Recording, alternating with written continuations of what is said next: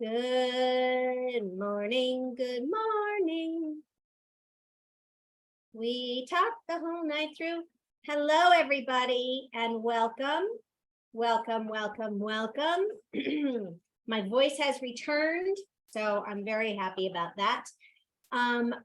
Once again, I don't know how many of you have joined us for these workshops or not, but I will give my usual spiel at the beginning. We would love to see your faces if you're comfortable turning on your cameras. Everyone will be muted.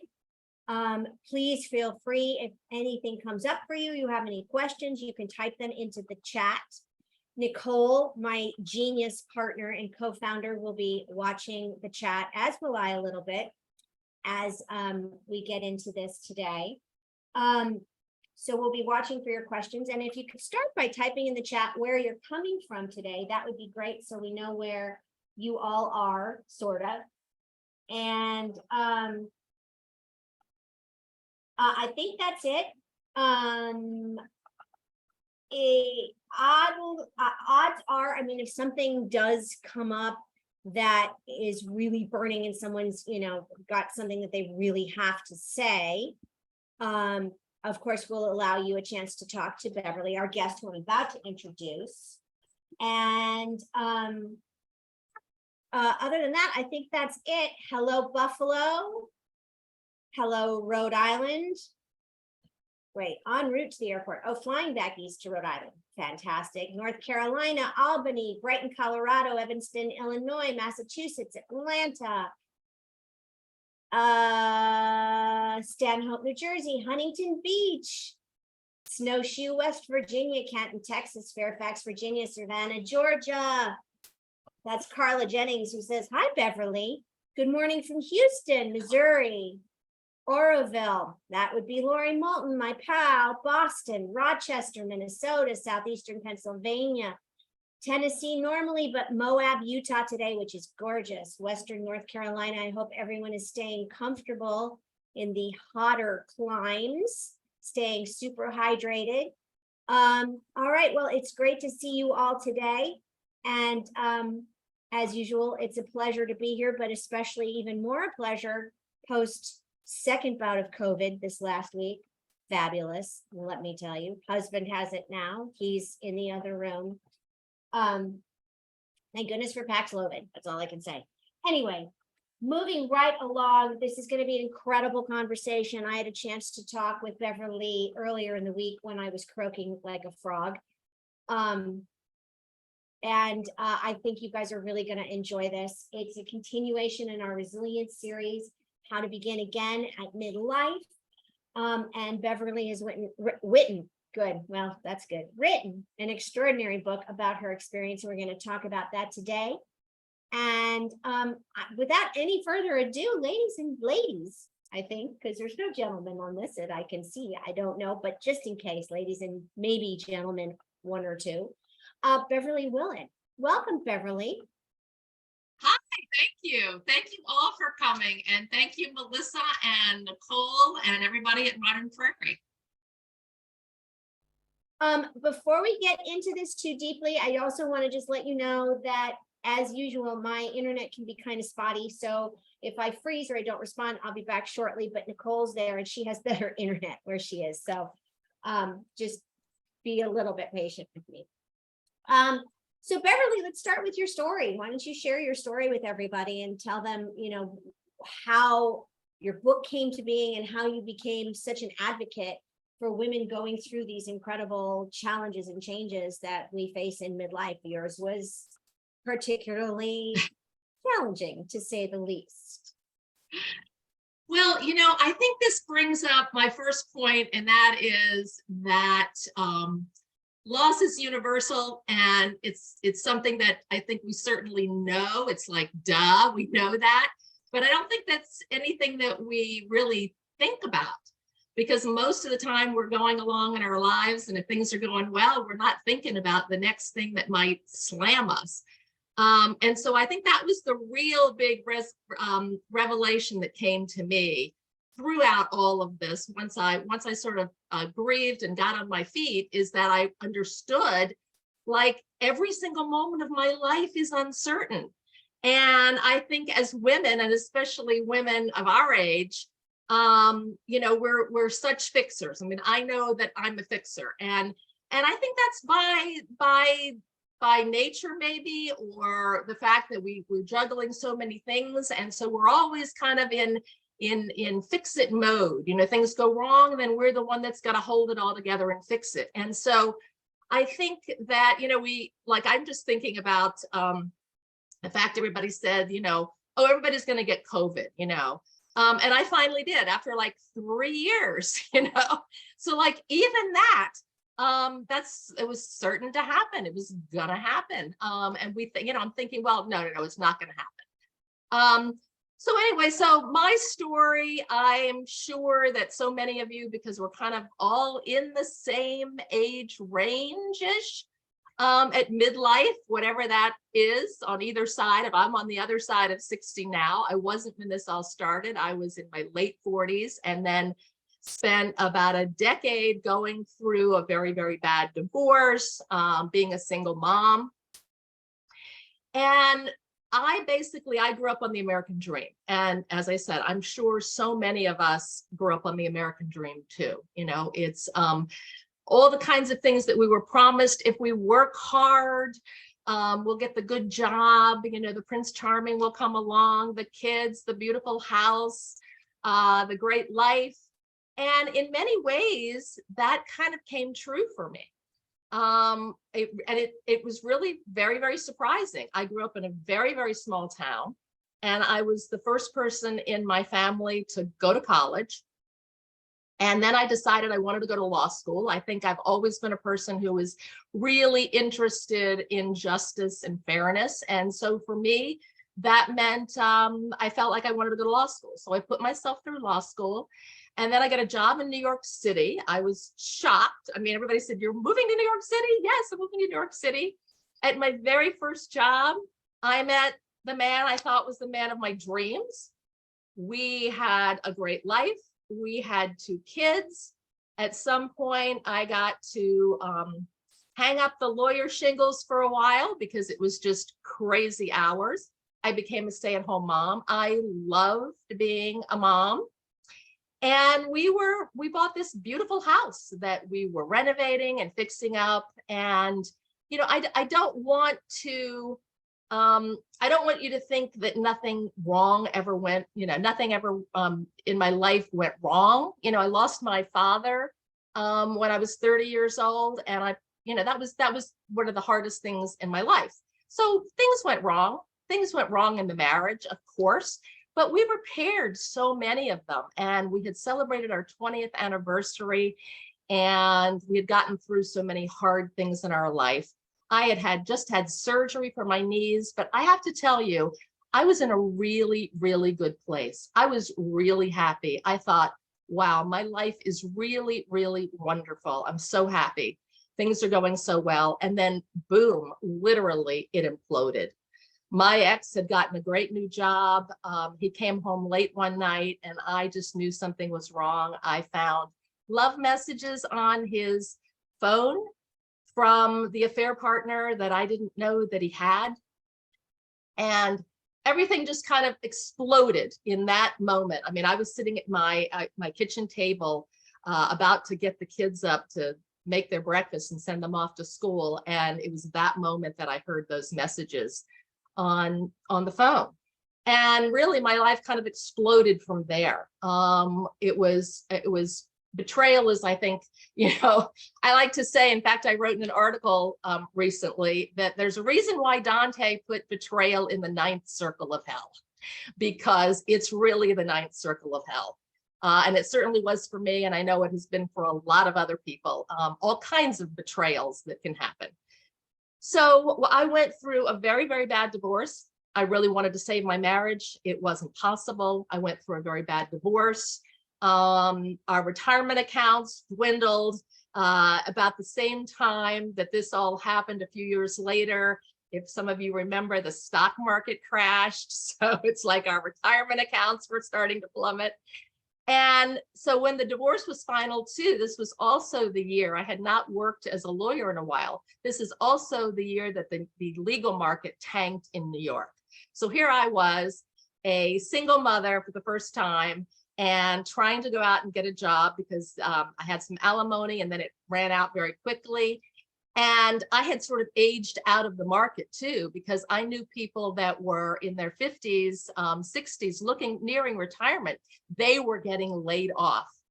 There were just no jobs for me. There was no one who wanted to hire me. So it was like I was suffering ageism in the market. And so I started just to sort of piece together my life as best as I could, because I think, again, I went into fix it mode. I've got to try and hold everything together as much as I can. I've got to try and keep it all together, keep the kids in their house, keep them in their schools. And I don't regret doing any of those things, because I think that we all need to get our stability back when these horrible things can happen to us in life. And so I did that. But I really exhausted myself being a single mom, temping. I temped. I rented out part of the house. I was renovating part of the house and renting it out, and just keeping the kids going and taking them from here to there. It was a very, very exhausting life. And then at some point, what happens is things continue to change. Things don't stay the same. If you read my book, I was just thinking how, it's 100 degrees now here in Savannah, or 109, whatever it is. And the air conditioning went out 2 weeks ago, and I'm so thankful that they came and they fixed it. But it's like you get in that head where you think, oh, okay, I fixed the air conditioning now. Now that's done. Now that's fixed. Now that's over. And it just goes again. I have to have them come back in a month and do something else. So things are really never done. And we kind of are in this cycle. I was in this cycle with this broken down house of mine that kept falling apart. And then I'd fix something and then something else would fall apart. And we kind of get in this loop thinking, if I just fix that one thing, now everything is going to be fine. Everything is going to be safe.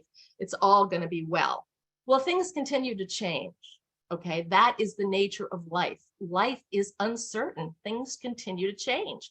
And so I got a decade older, and then one of my daughters went to college. And then all of a sudden, the little girl who was 7 when all this started was going off to college.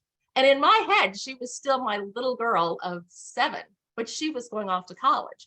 So now I'm looking at, wow, I've aged out of my jobs. These temp jobs aren't coming along anymore. She's going off. I'm going to have an empty nest. I hadn't been a wife in a long time. I wasn't a lawyer anymore. And then I could not pay the mortgage anymore. And I really felt at that point, okay, this is the last thing. This is the last box to check. Now it's just going to all completely take me down.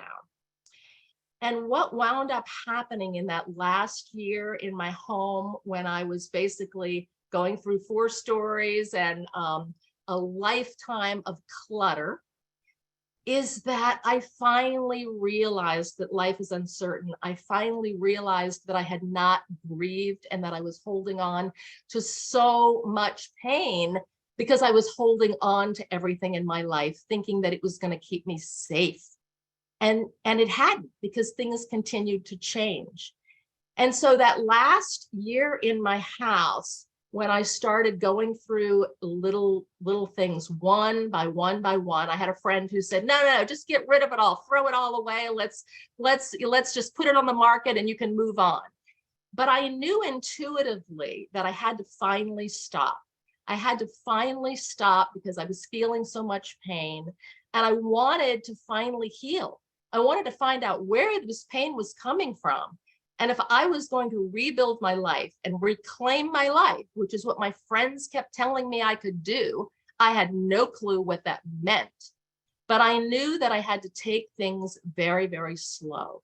I had to look at everything in my life. And in the context of looking at everything in my life, what that meant is that I was starting to look at myself. I was starting to sort of peel back all those layers of my own life. The wife, the mother, the lawyer, all the things that had defined me for so long, all of those roles and those labels were kind of falling by the wayside. And so who was I without all of them? I mean, that was really the key. If I was going to start over, then I sort of had to disassemble or deconstruct everything that I had spent my entire life building and trying to hold together. I had to sort of peel back the layers so that I could find out who I was in all of that in order to build my life back again. And that's really the year that I spent in my house doing that. At the end of it, I realized that I had been holding on to so much fear in my life. I had been holding on to so much pain. And when I was able to let go of things, I was also able to let go of those dreams that I'd held on to for so long. And I really understood for the first time that my pain was coming from holding on so tightly. And when I let go, literally the world just started to open back up. I felt so light. I was like, where is all this coming from? How did it happen? And I think I realized that it was just kind of a natural process. I mean, this is what happens when you start really facing life and looking at life, looking at how you've constructed everything, and you're willing to kind of sit with all of that pain, willing to sit with it, willing to grieve it, willing to finally put it aside and let it go. And in terms of, Melissa, you asked about the book. Well, you know, I remember thinking, I've got to tell people how this happened because it was a revelation for me. And so I had been writing a different book, and I had been writing some other books. And I thought, no, this is the book that I want to write. This is the book, because people used to write to me all the time because I'd become sort of an advocate for saving marriages, you know, and people would write to me and they'd say, well, please help me. I'm in so much pain. How can I save my marriage? Well, you know, I wasn't able to save mine. And certainly I would give them, you know, some references and places to go, but I couldn't help them do that because I hadn't been able to save mine. But what I could do and what I could tell them is that they had the strength to recover, and that they could go on to lead a happy, joyful life. And then that became the reason for writing my book, because that is something that I knew that I could do. And I was very excited to share that with other people. I don't think we realize just how much we hold on to these sort of preconceived ideals of what our life is going to be until our life doesn't become that. And it really is, you know, I had an idea of what my life would look like as an adult and where I would be and what my children would be like. And, you know, just based on what I'd seen in other families or what I read or what I portrayed on television even. And the reality was none of it was like any of that. It was completely different. And I had to do a lot of pivoting over the course of my life and a lot of adjusting, but I also had to do some grieving of those ideals and those sort of dreams and visions of what it might have been or should have been, or what society told me I should have had in my life, which I took on myself. And that can be really difficult to acknowledge. You know, it seems very hard to say to someone, well, I'm really sad because I didn't get the white picket fence I wanted, although I do have X, Y, and Z, you know, and it's very personal. And I don't know that it's something that we all share too often, the difficulty in letting go of what we imagined we should have or be. I mean, I absolutely think you're right. And I think it is, you know, loss does hurt. And losing those things, especially losing those dreams that we put maybe so much time and effort into trying to achieve and trying to bring, it's a very, very hard thing to let go of those dreams. And it is a sadness. And I don't think I think we do have to recognize that loss can be very sad. And it is. So it's fine to do that. But what happens is it's already done and it's gone. And if we continue to hold on to that sadness forever, then we never allow life to open up to other dreams that are possible. And we never allow ourselves to start imagining the other things that we can imagine, because we're too clouded over by our grief and too clouded over by the loss of those other dreams that we really can't see other ones out there right in front of our face. And I talk a lot about uncertainty, and sometimes it can seem like, well, that's a downer because it's, the uncertainty of COVID happening and then this happening and that. But uncertainty goes both ways. Uncertainty is not just this heavy thing that all these bad, uncertain things in life are going to happen. There are all of these amazing, uncertain things in life that can happen.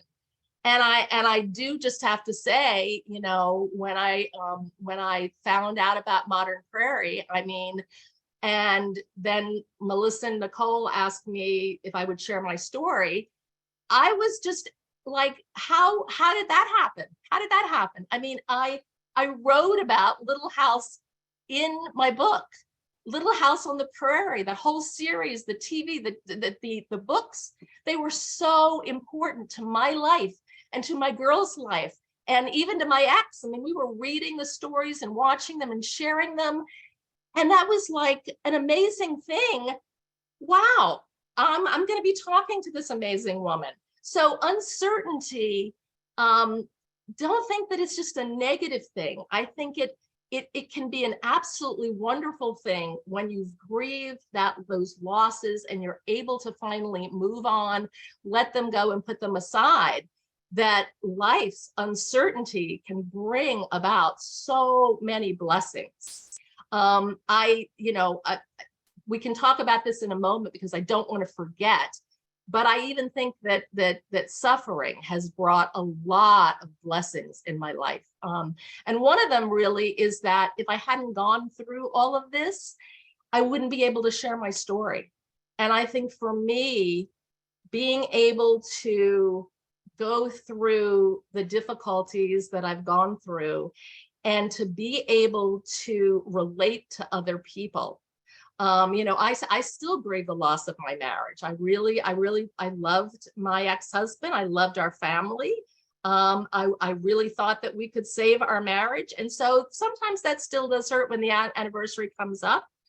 But it through all of that, it gave me all of these blessings in life and these new purposes that I never would have imagined could be possible. So I think that there are positives with the suffering and the loss of those dreams that we have, because it opens up the possibility of other ones, especially as it relates to this community and the other communities that we belong to. 100% agree with you. 100% agree. I've always said that it's pretty unusual for us to grow from positive experiences. We tend to do the greatest growth in leaps and bounds from the stuff that we suffer through. That really teaches us who we are and what we're made of. I have a question for you, actually, from Kelly Morgan. Why did Beverly feel it was so important to save her marriage and help others save theirs? I think I know the answer, but I'll let you know. Well, I think I just said, that I really loved my husband, and I really thought our marriage could be saved. I thought we had many positive things in our marriage. We had formed this absolutely beautiful family. I won't go into all the research now, but because I've written about it a lot, the demographics do show that marriage protects people. It protects us economically. It protects children in a lot of ways. And that's not to say, that there aren't some divorces that need to happen and some very unfortunate situations that people need to get out of. Absolutely. But as a whole, I think marriage has been shown to be a good thing for society and families and the economy. The other thing too is that I will just say that, when I make a commitment, when I make a promise, I make a promise. Yeah, we can't all, honor all our promises. Sometimes we don't mean to intentionally not honor our promises, but commitment is a very big thing for me.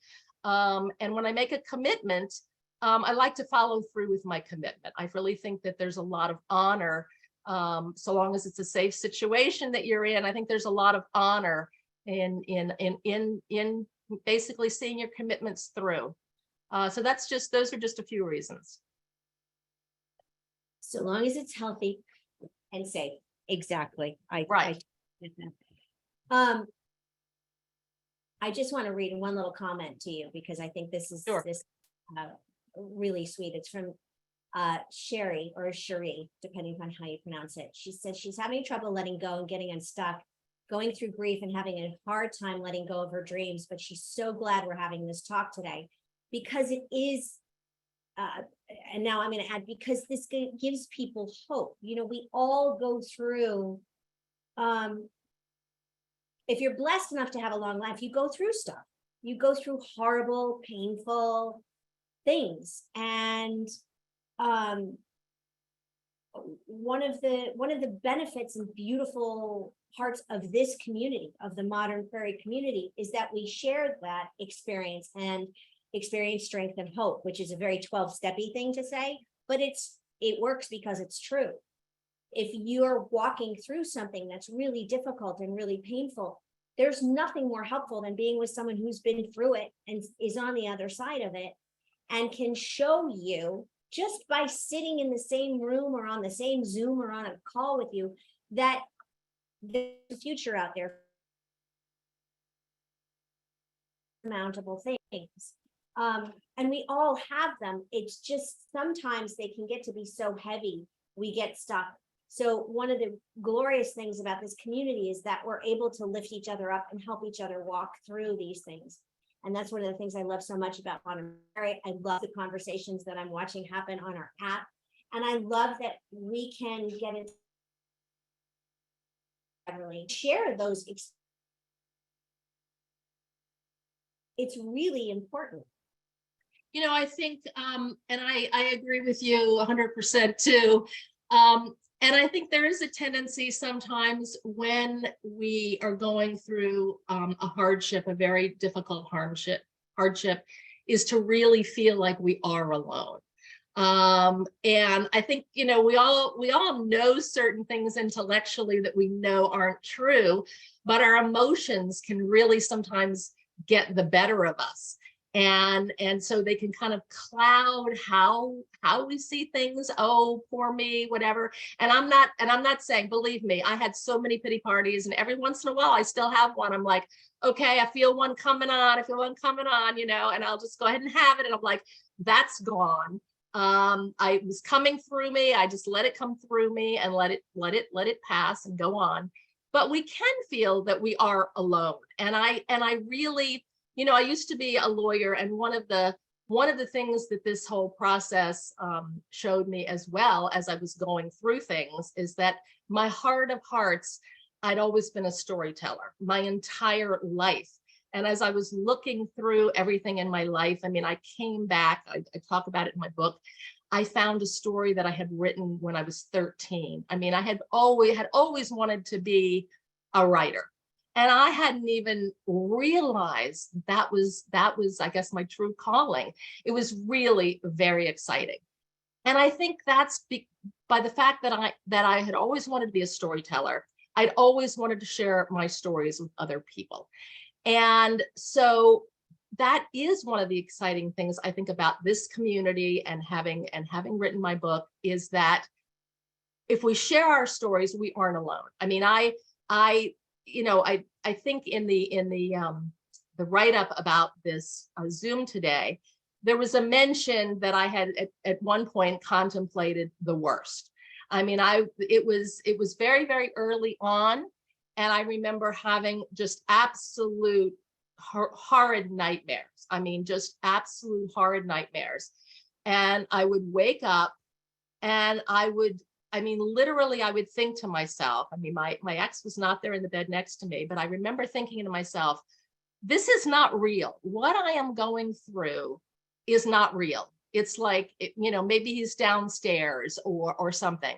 And then I would bolt up in bed and I would say, oh my gosh, this is actually happening to me. This is really real. Okay. This is really real. And I was just petrified. I was absolutely petrified. And I'm like, well, I got to get up and, make breakfast for the kids. But I went through these nightmares night after night after night. And I thought, I can't keep going. I don't know what I'm going to do. And I was a person, I went to church. I was a person of faith. And yet at the same time, this just took me down so badly. I had remembered, a shrink I had seen. He had given me some pills. And I remember sitting there looking in my drawer for several nights on end, looking at them and saying, well, you know what? I don't know what else to do because this pain is so bad. I don't see anything else to do. And I don't want to go through this. I absolutely do not want to go through this. Startled me to no end because I had always considered myself a strong person. I mean, I put myself through school. I moved to New York. I'd done a lot of hard things and really, I thought, brave things. I've gone parasailing a couple of times. Nothing scared me like this did. And I did get beyond that. And at some point, a couple of years ago, I said, you know what, I'm going to write about this. I am going to write about this because I started seeing statistics come out on suicide, statistics with growing suicide for women and especially men going through divorce. I started seeing all of these statistics and I said, I need to share my story. It was a very hard story for me to share, to reveal something like that. But I felt very compelled to do it. I felt very compelled to say, look at me, look at the things that I've accomplished in my life. And I even thought of this. And I've had several people write to me and say, I found that story. One person, especially going through divorce, basically caught off guard like I was and said to me, thank you, because this saved me. And so I'm not patting myself on the back. I'm just saying, sharing our stories in whatever way we can, whether we're writers or we're just all sitting here on Zoom together or on the Prairie app, you can affect someone else's life. There's nothing more huge than that. I mean, nothing. I don't think there's anything that's more huge than that, than to help someone else get through a hardship and have them come out the other end and be stronger. It's the best feeling that I've ever had, I can tell you, except for when my daughters were born. That one caveat. Yeah, I get that.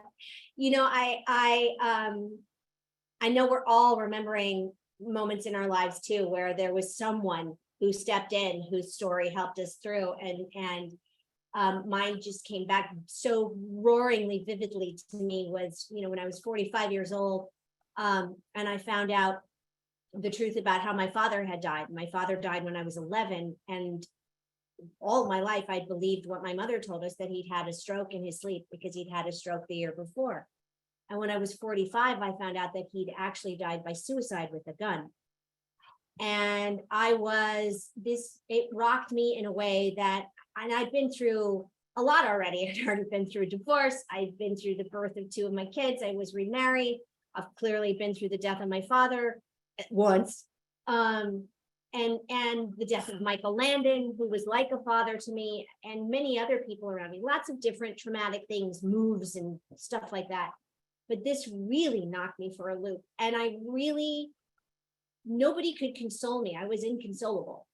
And 2 of my friends came over, both of whose fathers died by suicide. And they were the only people I could be around where I could actually breathe for the first week or so.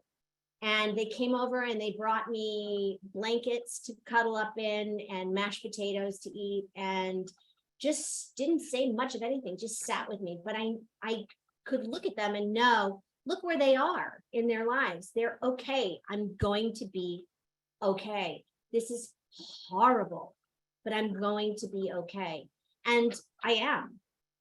And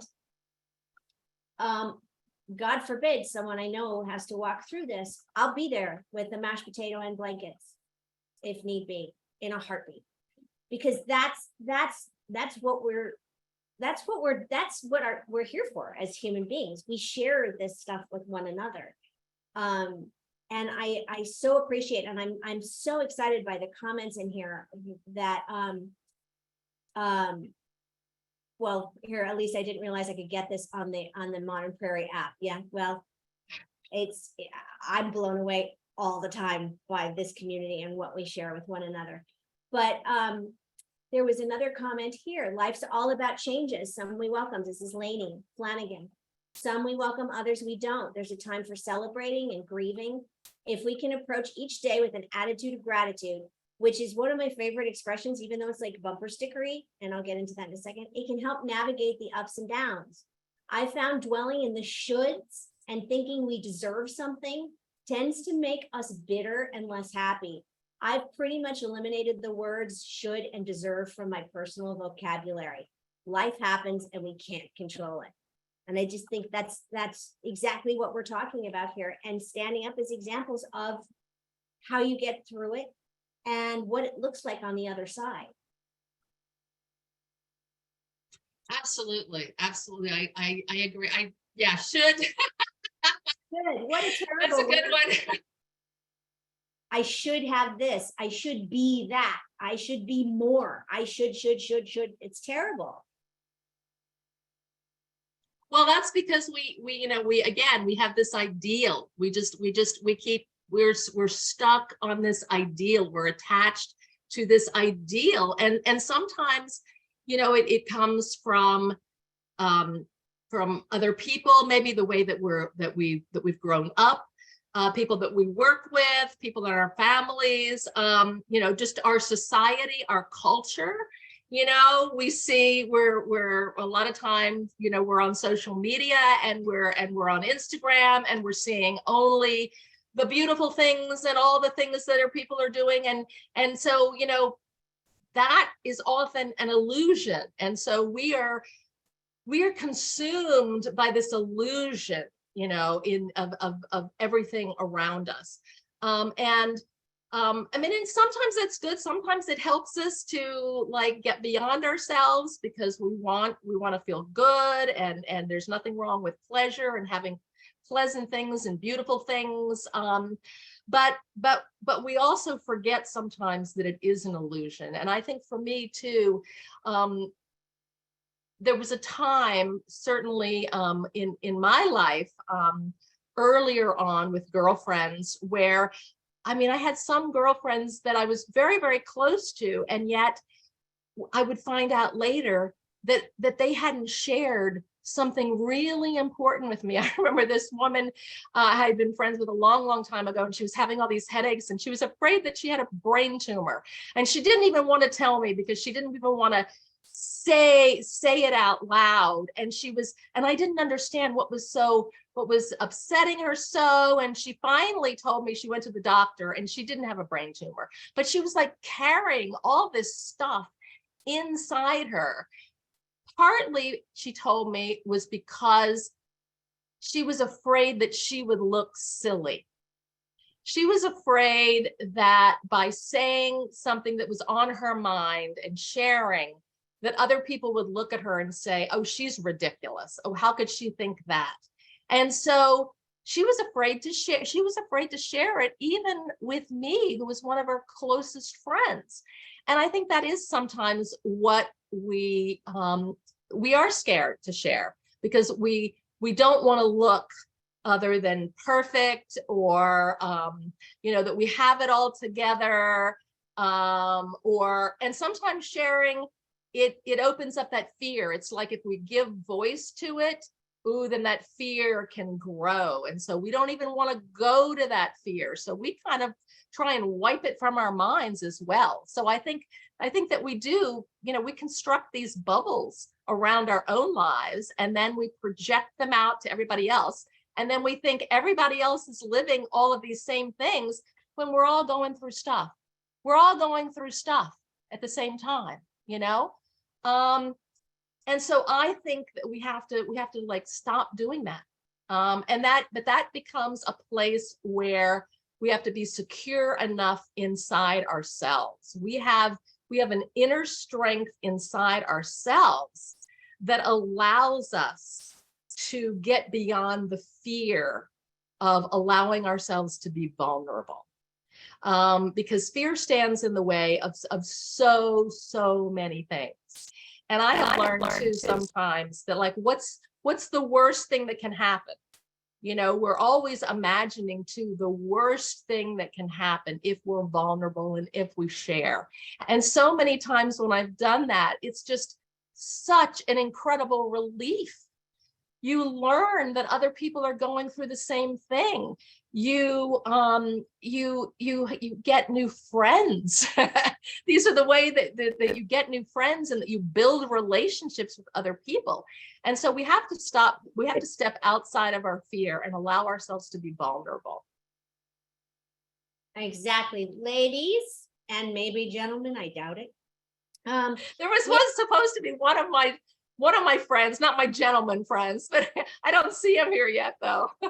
I'm looking. I didn't see any man names, but then that could be anything really. It could, who knows from names. We have about 20 minutes left, just a little shy of 20 minutes. Does anybody have any questions for Beverly while we have her for this precious time? Please type them into the chat if you have any questions. While you're typing your questions, I made a note because there was a couple of things I didn't want to forget to say. Something that we were talking about the other day, and that is that I think that the question why, we talked about, somebody mentioned I don't say should anymore and deserve anymore. And so one of the things that I try not to do anymore is ask why. I mean, I think why sometimes can be helpful if there is something in your life that maybe you don't want to make the same mistake again and you want to learn from your past mistakes. That's a very good thing to do, to investigate why. But most of the time, I think why, especially when things just happen out of the blue that you can't control, it's a pointless question. And I know I spent years and years and years of just saying, why did this happen? Why? That just continued to keep me in a cycle, and it continued to keep me in a loop and completely stuck. So I would just say, I have sort of made a pledge to myself. And when I hear myself saying that inside, I'm like, nope, you're not going to ask why. And so I started to ban why in these kinds of situations. And I feel so much better because it just it keeps me unstuck and moving ahead rather than staying in that same place where I'm just dwelling on things constantly.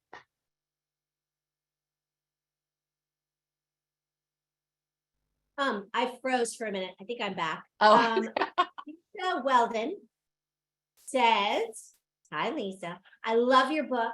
Tell us about your new life in Savannah. How is it moving from New York City to Georgia? And how are your daughters? Oh, wow. It was those are a lot of questions. I guess I wasn't afraid to leave New York. I mean, that was another thing that I'd held on to New York so tightly that when I had gone through this whole process, I felt completely free. I felt fearless, and I just felt like, because I'm a writer, and I can live more cheaply down here. So this is a great place to live more cheaply. It's wonderful, except for the high temperatures. But you know what we say? We get through July and August, and then it's beautiful. So this is I'm a city girl. This is a very small city, but it's still very walkable. And what I found when I came here is that I did not know anyone. I didn't know a soul. I had no connections. I had no church. I had no life. And because I was open to life, because I wasn't afraid anymore, and because I was vulnerable, people say to me, oh, how do you know so many people? And I say, you know what? I don't know, because I literally didn't try. I didn't go out there with a plan to meet people, to get involved. Things just sort of happened organically. And that is totally shocked me. And I think it's really can be true anywhere, because when you are open to life, when you are joyful, I think you project joy and other people see the joy in you. I mean, I remember walking on the sidewalk, and in New York, you keep your head down, you know, you don't look because, you know, it can be a little scary. Well, here in Savannah, Georgia, I remember walking down the street when I first got here, and people would say, "Good day, good morning." And I'm like, "Who's that? I don't know anyone." But that's another thing that I found here, is that people were very open, and sort of life just sort of came to me. I got involved in the homeless board because I felt like I had lost my own home, and so the concept of home was really powerful in my brain. And we have a big homeless population down here, and so I got involved with the homeless board. We started building tiny houses for veterans. And we have dozens of veterans now that are living in these tiny houses. So it is absolutely, like, I never dreamed that could happen. As far as my daughters are all grown up, and one is a lawyer and the other is taking her bar exam next week. I'm telling you, I'm blown away by these girls. And one of them is going to prosecute domestic violence, and the other is working with women who've had hardships and immigrants, and they're not about the money, they're about helping other people. And I hope a little bit of something that I did maybe helped them to grow into these amazing, beautiful women that they are. So thank you for asking. Okay, now I'm going. Listen, Judy Z asked a really great question. How did you come to choose where you live now? And the reason she asked it is because she's now questioning where to live. Oh, wow. Well, I had come here a couple of times. One of my daughters went to school in Atlanta. And so on a trip when we went to see her school, the little one was like, "Why don't I get to go anywhere? I'm being dragged to colleges all over the place." So we took a little side trip to Savannah, Georgia. We came back again, and basically I wasn't sure that I wanted to live here. I had sold my house and I wasn't sure what I was going to do. I had friends saying to me, "Well, where are you going to live? Do you have an apartment yet?" And I remember that some of them were it felt like that they were so scared for me, like that I was this person who didn't even have an apartment yet, you know, when I sold the house. And I realized that was their projection and their fear, because for me, I wasn't afraid anymore. The fear just really dissipated. I felt very, very, very light. So I knew that I did not want to shovel snow, and I did not want to be in the cold that winter because I had shoveled too much snow. My daughter was going off to college. And so I just got a rental here in Savannah for a few months because I thought, okay, I'm going to go. And I know that that's a walkable city, which I like. I've been there before. And I'm going to try and figure out my life and figure out where am I going to live? What am I going to do? And I literally have to tell you, because of the people here and just meeting people, it's almost like this just chose me. I didn't really choose it. It chose me. And at some point I said to myself, so why aren't I staying here? Why can't I just stay here and have a life here? And that really is how it happened. Great. I love that. There's a question from Maureen. She's 21 years married. She was 21 years married, divorced at 60, has 2 daughters as well, and wants to know, did you struggle getting out? I find myself just wanting to stay home where I feel safe. Well, you know, I mean, that could be part of the COVID thing. I mean, for a lot of us, yes, absolutely. But the bottom line is that we aren't safe. It's an illusion. Staying in because we think that's going to keep us safe, that is an illusion. Just like I had a friend who stayed in all during COVID and whatever, I'm not going to get it. And she got it. So I think that that is an illusion, and I think that that there are things out there for you. I can say it's hard. I mean, I can't imagine at 60, it was hard enough for me in my late 40s and my 50s, starting over. But if you don't get out there, then you can't know what it is that's out there for you. And I really believe that everyone can live a life of joy. I'm absolutely convinced that we all have the strength to do it. And so I'd say, you know, for you, maybe it's just starting with something small. Don't think that you have to change it overnight and that it's all going to change overnight.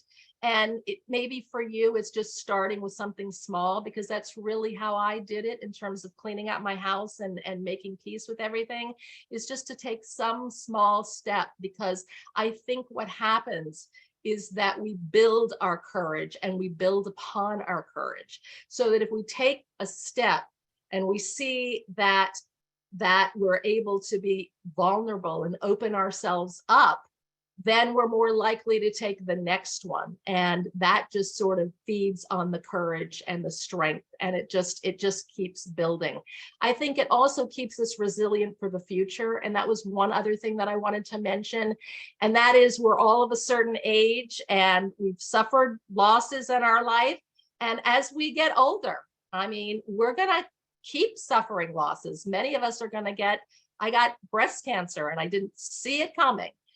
So I think that in keeping ourselves resilient and building our courage and our strength, we build our resilience for the future that we don't know is coming.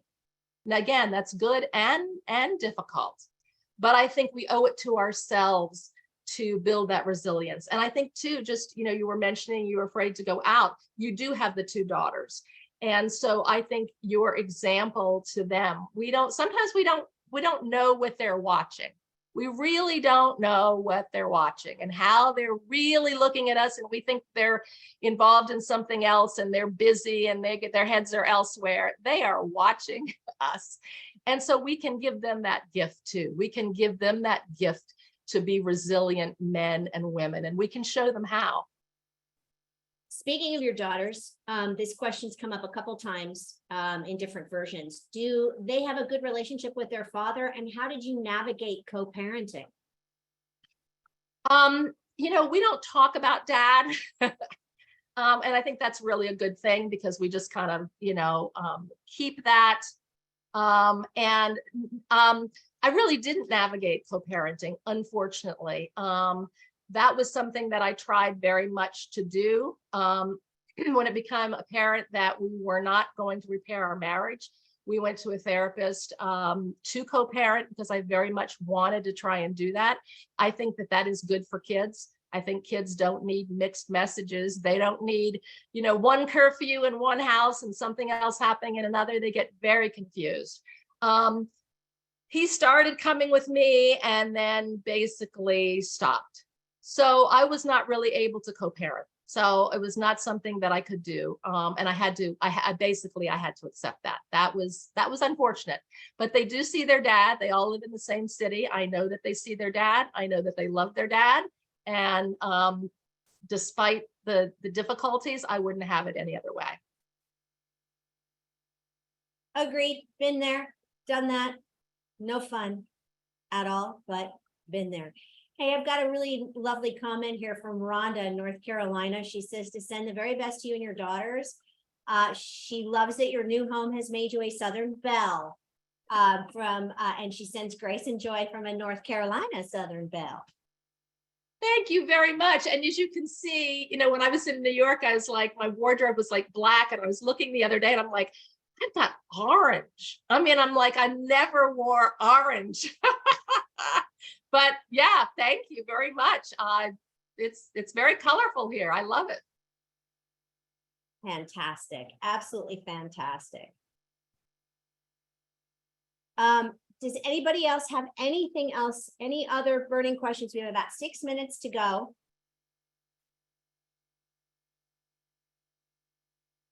Anybody? Anything for anyone? You know what? Here's a couple more messages. Let's see what they say.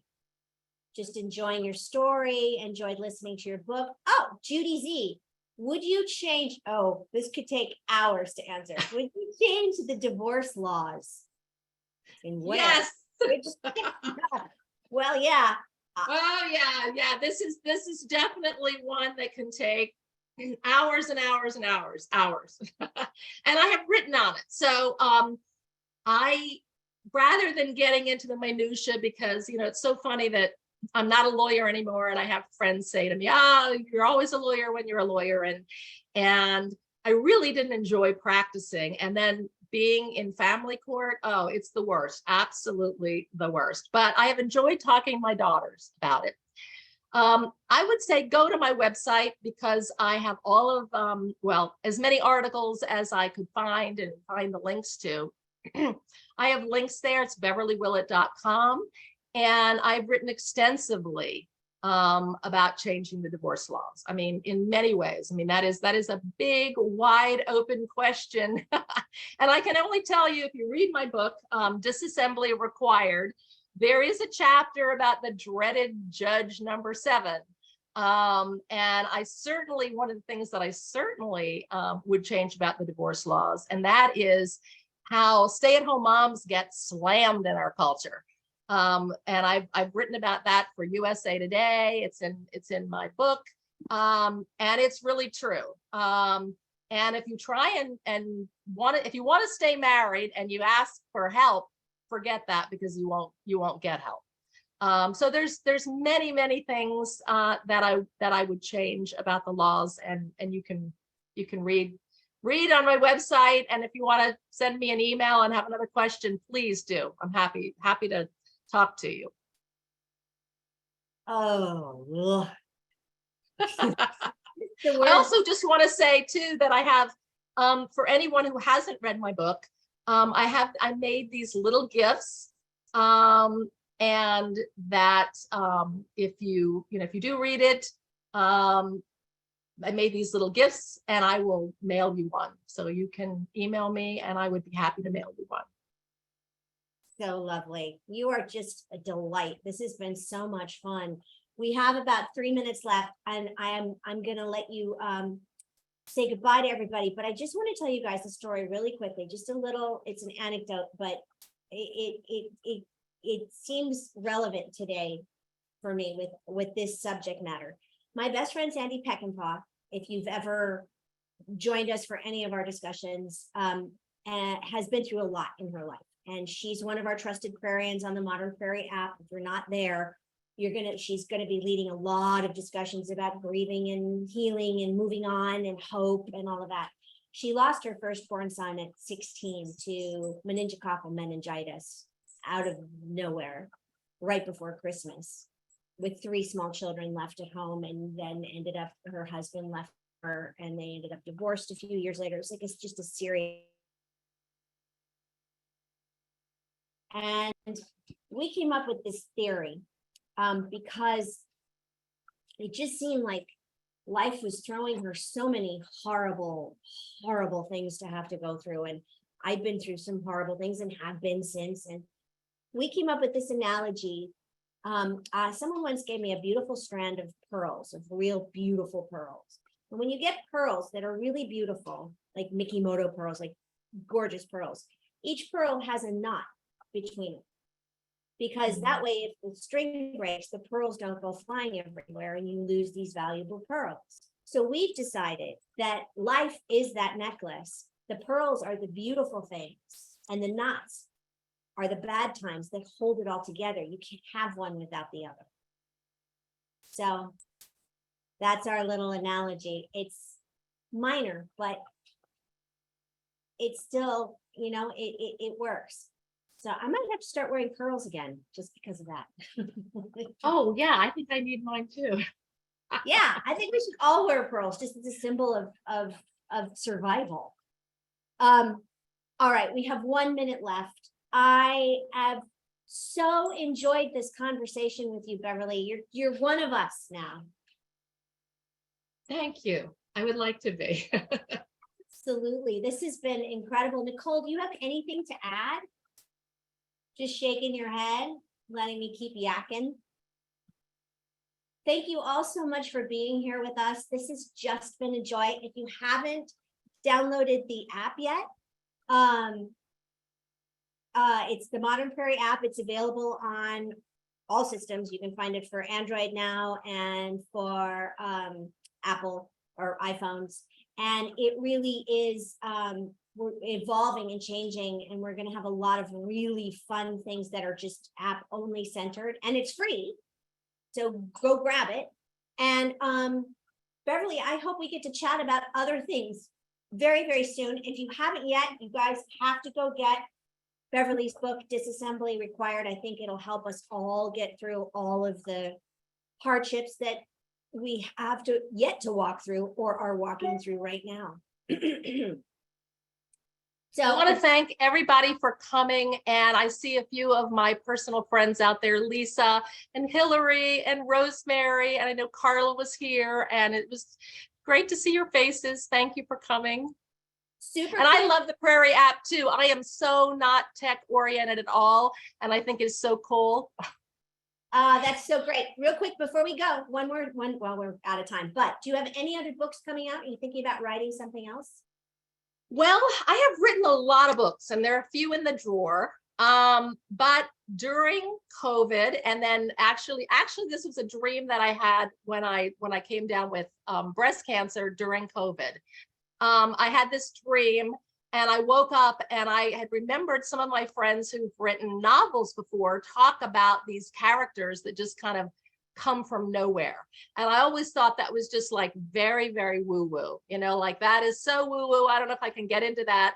And I woke up and I'm like, oh my gosh, I have these characters. I have this story. I have this. And I literally just sat down at the table and I started writing this novel, my first piece of fiction since the time I was 13. And so I have finished that book, and it is about a young woman who, and probably it was inspired by my daughters too, but it's not them and it's not me, but she is a young woman in Manhattan who is starting to work out of law school at her father's law firm. And so she faces a lot of different things. And one of the things that I realized about her, which I realized about a lot of women, and that is she's facing a lot of the same things a lot of us were facing 30 years ago. And so the world of work and balance and relationships and all this stuff, so much of it seems so similar to how it was 30 years ago. So she's facing a lot of these same things and trying to figure it out. And then she gets an amazing, amazing case that she takes all the way to the Supreme Court. So I am at the point now where I'm out there looking for an agent, and hopefully the book will be out there at some point, and I'll let everyone know about it. Fantastic. Love that. All right. We are now officially out of time. Thank you. Thank you all so much. I will see you next time. Hopefully I'll get to see some of you in person the end of this month as we learn about how to make cheese up here in the Catskills. See, we do everything here. We talk about the heavy stuff. We make cheese. I'm baking bread and making jam today. And we'll probably end up crying about something later. Probably happy tears, but you never know with me. All right, guys. Take good care. Sending you all. Thank you. Bye, everyone. Thank you. Bye, everybody.